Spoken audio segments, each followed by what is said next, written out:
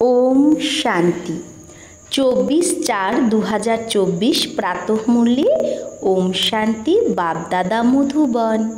बाबा बोलेছে মিঠে बच्चे তোমরা সকালে আমির হও আর সন্ধ্যায় ফকির হও।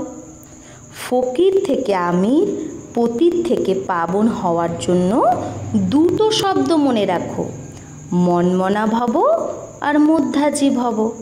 তো আমরা সকালে আমির হই আর রাতে ফকির হই, মানে সকাল মানে এখানে বলা হচ্ছে সত্যযুগ। সত্যযুগে আমরা আমির থাকি আর কলিযুগে আমরা ফকির হয়ে যাই। আমাদের কাছে যা গুণ ছিল, দৈবী গুণ, সেগুলো সব চলে যায়। আমাদের কাছে যা খাজানা ছিল সেগুলো সব চলে যায়, তো গরিব হয়ে যায়। তো ফকির থেকে আবার আমির, পতিত থেকে পাবন হওয়ার জন্য এখন দুটো শব্দ মনে রাখতে হবে, মনমনা ভব আর মধ্যাজি ভব। প্রশ্ন, কর্মবন্ধন থেকে মুক্ত হওয়ার যুক্তি কি? কর্মবন্ধন থেকে তো আমরা মুক্তি পেতে চাই, তো তার জন্য কি উপায়? উত্তর 1, ইয়াদের যাত্রা অর্থাৎ জ্ঞানের সিমরন মানে জ্ঞানের চিন্তন। 2, এক বাবার সাথেই যেন সর্বসম্বন্ধ থাকে, অন্য কারো প্রতি যেন বুদ্ধি না যায়। 3, যে সর্বশক্তিমান ব্যাটারি, সেই ব্যাটারির সাথে যেন যোগ লেগে থাকে, নিজের উপর পুরো যেন ধ্যান থাকে। দৈবী গুণের पंख लगे हुए हो মানে দৈবী গুণের শৃঙ্গার যেন নিজের মধ্যে থাকে, তো কর্মবন্ধন থেকে মুক্ত হতে থাকবে। তাহলে কর্মবন্ধন থেকে মুক্ত হওয়ার উপায় কি কি বললো বাবা? ইয়াদের যাত্রায় থাকতে হবে, জ্ঞানের চিন্তন করতে হবে, এক বাবার সাথেই সর্বসম্বন্ধ রাখতে হবে, বাবা সর্বশক্তিমান তার সাথেই বুদ্ধিযোগ লেগে থাকতে হবে, নিজের উপর পুরো ধ্যান দিতে হবে আর দৈবী গুণ যেন আমাদের মধ্যে থাকে, তাহলেই কর্মবন্ধন থেকে মুক্ত হতে থাকব। ওম শান্তি। বাবা বসে বোঝায়, এটা হলো ভারতেরই কাহিনী। কি কাহিনী? ভোরবেলা মানে সকালে আমির হয় আর রাতে ফকির হয়ে যায়। এর উপরে একটা কাহিনী আছে। সকালে আমির ছিল, এই কথা তোমরা যখন আমির থাকো তখন শোনো না। যখন আমরা সত্যযুগে আমির থাকি, ধনবান থাকি, তখন তো আমরা এই কাহিনী শুনি না। এখন আমরা গরিব হয়ে গেছি, ফকির হয়ে গেছি, তো আমরা এখন এই কাহিনী শুনছি। ফকির আর আমিরের কথা তোমরা বাচ্চারা সঙ্গম যুগেই শোনো। এটা নিজের মনের মধ্যে ধারণ করতে হবে। বরাবর ভক্তি ফকির বানায় আর জ্ঞান আমির ধনবান বানায়। দিন আর রাতও বেহদের, এটা দিন আর রাত মানে 24 ঘন্টা দিন আর রাত না, এটা বেহদের 5000 বছরের মধ্যে দিন আর রাত, মানে সত্য ত্রেতা দিন, দাপর কলি রাত। ফকির আর আমিরও বেহদের কথা আর বানায়ও বেহদের বাবা। সব পতিত আত্মাদের জন্য একটাই ব্যাটারি, পাবন হওয়ার একটাই ব্যাটারি। এরকম টোটকা যদি মনে রাখো তাও খুশিতে থাকবে। বাবা বলে, বাচ্চা তুমি সকালে আমির হয়ে যাও আবার রাতে ফকির হয়ে যাও। কিভাবে হও এটাও বাবা বোঝায়। আবার পতিত থেকে পাবন, ফকির থেকে আমির হওয়ার যুক্তিও বাবাই বলে। মনমনা ভব, মধ্যাজি ভব, এটাই দুটো যুক্তি। এটাও বাচ্চারা জানে, এটা হলো পুরুষোত্তম সঙ্গম যুগ। তোমরা যারা এখানে বসে আছো, এটা গ্যারেন্টি যে তোমরা স্বর্গে আমির অবশ্যই হবে। নাম্বার বার পুরুষার্থ অনুসারে, যে যেরকম পুরুষার্থ করবে সেই অনুসারে। স্কুলেও এরকমই হয়, নাম্বার বার ক্লাস ট্রান্সফার হয়। পরীক্ষা পুরো হলে নাম্বার বার গিয়ে বসে পরের ক্লাসে, তো সেটা তো হলো হদের কথা, আর এটা বেহদের কথা। নাম্বার বার রুদ্রমালায় যায়, মালা অথবা ঝাড়। বীজ তো ঝাড়েরই হয় না, পরমাত্মা আবার মনুষ্য সৃষ্টির বীজ, তাহলে বীজ তো গাছেরই হয়, কিন্তু পরমাত্মা হলো মনুষ্য সৃষ্টির বীজ। এটা বাচ্চারা জানে যে ঝাড় বৃদ্ধিকে কি করে পায়, এই মনুষ্য সৃষ্টির বৃক্ষটা কি করে বৃদ্ধি পায়, পুরানো কি করে হয়। আগে এগুলো তোমরা জানতে না, বাবাই এসে বোঝায়। এখন এটা হলো পুরুষোত্তম সঙ্গম যুগ। এখন তোমাদের বাচ্চাদের পুরুষার্থ করতে হবে, দৈবী গুণের ডানাও ধারণ করতে হবে, নিজের ওপর পুরো ধ্যান দিতে হবে। ইয়াদের যাত্রার দ্বারাই তোমরা পাবন হবে, আর কোনো উপায় নেই। বাবা যে সর্বশক্তিমান ব্যাটারি, তার সাথে পুরো যোগ লাগাতে হবে। তার ব্যাটারি কখনো ঢিলা হয় না। বাবার ব্যাটারি ঢিলা হয়? বাবা শত রজ তমতে আসে না, কারণ বাবার তো সদাই কর্মাতীত অবস্থা। তোমরা বাচ্চারা কর্মবন্ধনে আসো, কত কড়া বন্ধন। এই কর্মবন্ধন থেকে মুক্ত হওয়ার একটাই উপায়, ইয়াদের যাত্রা। এছাড়া আর কোনো উপায় নেই। যেরকম এটা জ্ঞান, ये भी हड्डियाँ नरम करता है, তো এই জ্ঞানটাও আমাদের কি করে, নরম করে দেয়। এমনিতে ভক্তিও তো নরম বানায়। বলবে বেচারা ভক্ত আদমি, ইনমে ঠগি আদি কুছ ভি নেই। তাহলে ভক্তরাও কি হয়, অনেক নরম হয় না, সৎ হয়। তাই বলেও না, এ বেচারা ভক্ত, এর মধ্যে অত ঠগবাজি নেই। কিন্তু ভক্তদের মধ্যেও তো এখন ঠগিও হয়। ব্রহ্মা বাবা এগুলোর অনুভবী। আত্মা শরীর দ্বারা ধান্দাধরি করে, তো এই জন্মে সব কিছু স্মৃতিতে তো থাকে। 4-5 বছরের বয়স থেকেই নিজের জীবন কাহিনী সবারই মনে থাকা উচিত। কেউ তো 10-20 বছরের কথাও ভুলে যায়। জন্ম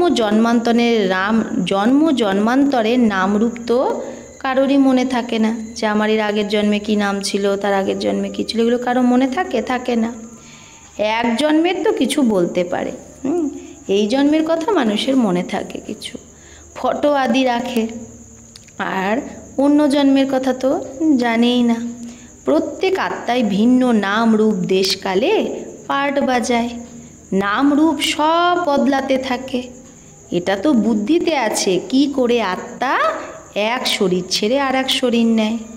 নিশ্চয়ই 84 জন্ম, 84 নাম, 84 বাবা হবে, তাই না? আমাদের 84 বার জন্ম হচ্ছে, 84টা নাম হচ্ছে, 84 বার লৌকিক বাবাও চেঞ্জ হচ্ছে। অন্তে আবার তমপ্রধান সম্বন্ধ হয়ে যায়। এই সময় যত সম্বন্ধ হয় তত অন্য সময় হয় না।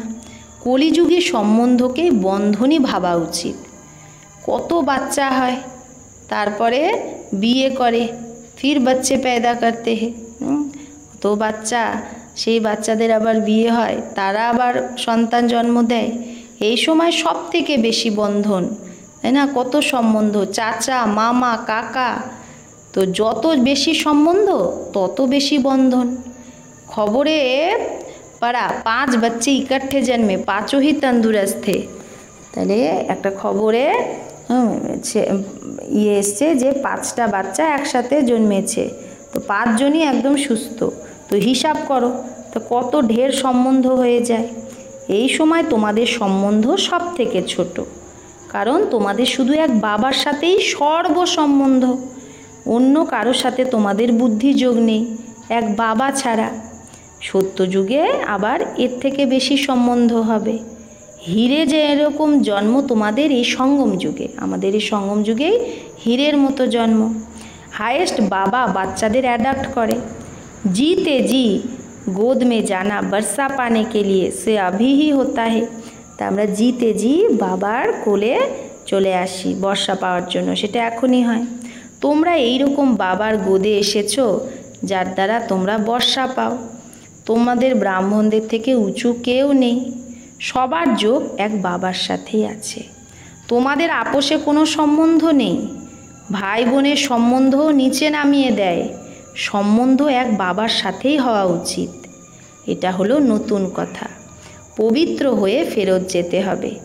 এইরকম বিচার সাগর মন্থন করলে তোমরা অনেক রওনাকে চলে আসবে।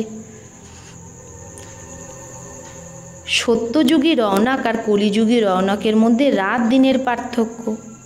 ভক্তি মার্গের সময়ই হলোই রাবণ রাজ্য। লাস্টে সায়েন্সের অহংকার কত হয়, যেরকম সত্যযুগের সাথে তুলনা করে। একটা বাচ্চি কুমারী সমাচার লিখেছিল কি, যে আমি জিজ্ঞেস করেছিলাম যে তোমরা স্বর্গে আছো না নরকে। সে কাউকে জিজ্ঞেস করেছে স্বর্গে আছে না নরকে। তো 4-5 জন বলেছে আমরা স্বর্গে আছি। বুদ্ধিতে রাত দিনের পার্থক্য হয়ে যায়। কেউ ভাবে আমি তো নরকে আছি। তো তখন তাকে বোঝাতে হয় যে তুমি কি স্বর্গবাসী হতে চাও? স্বর্গ কে স্থাপন করে? এটা খুব মিষ্টি মিষ্টি কথা, তোমরা নোট করো, কিন্তু সেটা খাতাতেই নোটটা থেকে যায়, সময়ে আর মনে পড়ে না। এখন পতিত থেকে পাবন বানায় পরম পিতা পরমাত্মা শিব। সে বলে মাম একাম ইয়াদ করো তো পাপ কেটে যাবে। ইয়াদে কোনো আমদানি তো হবে না, ইয়াদ করলে তার তো কোনো প্রফিট আছে। ইয়াদের রসম এখনই বেরিয়েছে। ইয়াদের দ্বারাই তোমরা কত উঁচু স্বচ্ছ হও। যত যে মেহনত করবে সে তত উঁচু পথ পাবে। বাবার কাছেও তোমরা জিজ্ঞেস করতে পারো। দুনিয়ায় তো সম্বন্ধ আর সম্পত্তির পিছনে ঝগড়াই ঝগড়া। তো দুনিয়ায় কিসের উপর ঝগড়া? সম্পত্তির জন্য আর সম্বন্ধের জন্য। আর এখানে তো কোনো সম্বন্ধ নেই। এক বাবা, দ্বিতীয় কেউ না। বাবা হলো বেহদের মালিক। তো এই কথাটা তো খুবই সহজ। ওইদিকে হলো স্বর্গ, এইদিকে নরক। নরকবাসী ভালো না স্বর্গবাসী ভালো? যে শিয়ানা হবে সে তো বলবে স্বর্গবাসী ভালো। কেউ তো বলে দেয় নরকবাসী আর স্বর্গবাসী এই কথার সাথে আমার কোনো সম্পর্ক নেই, কারণ সে বাবাকেই জানে না। কেউ আবার বাবার কোল থেকে বেরিয়ে মায়ার কোলে চলে যায়। ওয়ান্ডার না? বাবা ওয়ান্ডারফুল, তো জ্ঞানও ওয়ান্ডারফুল, আর সব কিছুই ওয়ান্ডারফুল। এই ওয়ান্ডারকে যে বুঝবে সে এইরকম চায় যার বুদ্ধি এই ওয়ান্ডারেই লেগে থাকে। রাবণ তো ওয়ান্ডার না, না তার রচনা ওয়ান্ডার। রাত দিনের পার্থক্য শাস্ত্রে লিখে দিয়েছে। কি লিখে দিয়েছে? যে কৃষ্ণ কালিদ হয়ে গেছে, সাপ ডাসা কালো হয়ে গেছে। এখন তোমরা ভালোভাবে এগুলো সব বোঝাতে পারো। শ্রীকৃষ্ণের চিত্রকে कोई उठाकर पढ़े तो रिफ्रेश हो जाए। শ্রীকৃষ্ণের চিত্রকে কেউ উঠে যদি পড়ে তো রিফ্রেশ হয়ে যায়। তো 84 জন্মের কাহিনী আছে। যেরকম শ্রীকৃষ্ণের 84 জন্মের কাহিনী সেরকম তোমাদেরও। স্বর্গে তো তোমরাও আসো না, আবার ত্রেতাতেও আসতে থাকে, বৃদ্ধি হতে থাকে। এই রকম না যে ত্রেতাতে রাজা হয় সে ত্রেতাতেই আসবে। যে পড়াশোনা করবে তার আগে যে পড়াশোনা করবে না তার মাল বোঝাই করবে। এই ড্রামার রহস্য বাবাই জানতে পারে। এখন তোমরা জানো তোমাদের মিত্র সম্বন্ধী আদি সবাই নরকবাসী। আমরা পুরুষোত্তম সঙ্গম যুগী, এখন পুরুষোত্তম হচ্ছি। বাইরে থাকলে আর এখানে 7 দিন এসে শুনলে অনেক পার্থক্য থাকে। हंसे संग से निकल बगुलों के संग में जाते हैं। এখানে হাঁসের সঙ্গ থেকে বের হয়ে বকের সঙ্গে চলে যায়। তো অনেকে বিগড়ানোওয়ালাও থাকে যে বিগড়ে দেয়। অনেক বাচ্চা মুরলির পরোয়া করে না। বাবা বোঝায় গাফিলতি করো না, তোমাকে খুশবুদার ফুল হতে হবে। শুধু একটা কথাই তোমার জন্য যথেষ্ট, কি? ইয়াদের যাত্রা। এখানে তোমাদের ব্রাহ্মণদেরই সঙ্গ, কোথাও উঁচু থেকে উঁচু, কোথাও নিচু। বাচ্চারা লেখে তাই বাবা বলছে কোথায় ব্রাহ্মণের সঙ্গ উঁচতে উঁচ, কোথায় বকদের সঙ্গ নিচ। তো বাচ্চারা লেখে বাবা বকের দলের মধ্যে আমি একাই হংস কি করব? বকরা তো কাটা লাগায়, কত মেহনত করতে হয়। বাবার শ্রীমতে চললে পদও উঁচু পাবে। সদৈব হংস হয়েই থাকো, হাঁস হয়েই থাকো। তো বকের সঙ্গে বক হয়ে যেও না। গায়নও আছে না, আশ্চর্যবৎ শুনন্তি কথন্তি ভাগান্তি। একটুও যদি জ্ঞান থাকে তো স্বর্গে আসবে, কিন্তু যদি ছেড়ে দেয় হাত তাও তো রাত দিনের পার্থক্য হয়ে যায় পদের। সাজা অনেক কড়া খেতে হবে। বাবা বলে আমার মতে না চলে যদি পতিত হয়ে যাও তাহলে স্বগুণা দণ্ড পড়ে যায়, তখন পদও কম হয়ে যায়। এটা রাজত্ব, রাজধানী স্থাপন হচ্ছে। এই কথা ভুলে যায়। এটাও যদি মনে থাকে তাও উঁচু পদ পাওয়ার পুরুষার্থ অবশ্যই করবে। যে এখন রাজধানী স্থাপন হচ্ছে, আমাকে উঁচু পদ পেতে হবে, এটা মনে থাকলেও সে উঁচু পদ পাওয়ার পুরুষার্থ অবশ্যই করবে। যদি না পুরুষার্থ করে তো বুঝতে হবে এক কান দিয়ে শুনে আর এক কান দিয়ে বের করে দেয়। বাবার সাথে যোগ নেই, এখানে থেকেও বুদ্ধিযোগ তার সন্তান সন্ততি এদের কাছে চলে যায়। আছে বাবার যোগে, বুদ্ধিযোগ এদিক ওদিক চলে যায়। বাবা বলে সব কিছু ভুলতে হবে, একেই তো বলা হয় বৈরাগ্য। এতেও পার্সেন্টেজ আছে, কোথাও না কোথাও বুদ্ধি চলে যায়।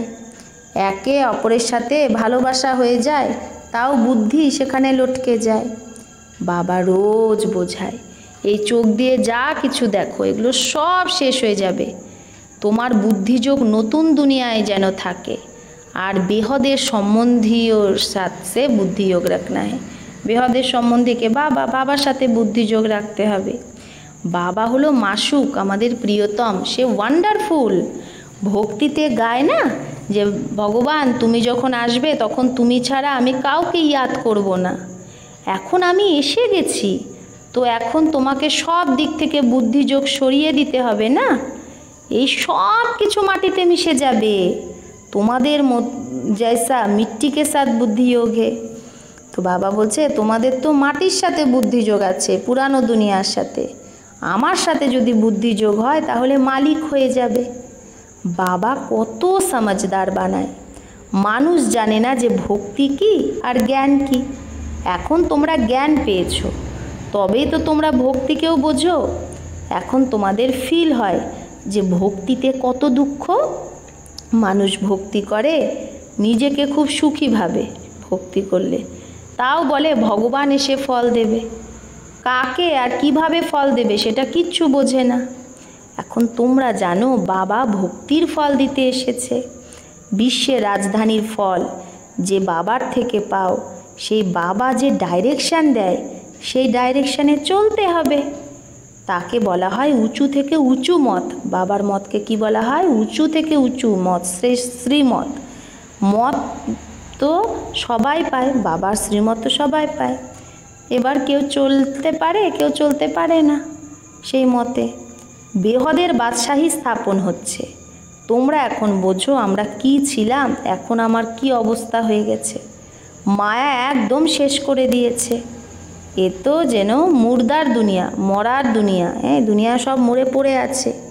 ভক্তিমার্গে তোমরা যা কিছু শুনতে, সেগুলোই শুধু সত্য সত্য বলতে। কিন্তু তোমরা জানো যে সত্য তো এক বাবাই শোনায়। এই রকম বাবাকে ইয়াদ করা উচিত।